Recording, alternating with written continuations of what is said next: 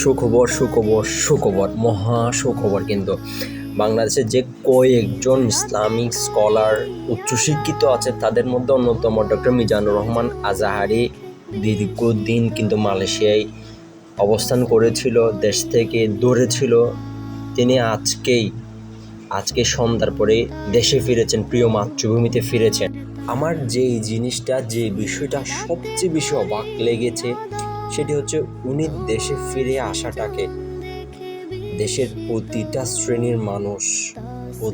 শ্রেণীর মানুষ যেভাবে স্বাগতম জানিয়েছে, ছাত্র সমাজ থেকে শুরু করে শিল্পী, দেশবরেণ্য আলেম এবং প্রতিটা শ্রেণীর মানুষ, ক্রিকেটার মঈন আলী পর্যন্ত, এমনকি হিন্দু সম্প্রদায়ের এক ভাই পর্যন্ত স্বাগত জানিয়েছে। নিঃসন্দেহে এটা আমাদের জন্য অনেক সুখবর। ওনার ফিরে আসাটাকে আল্লাহ পাক কবুল করুক, আমিন।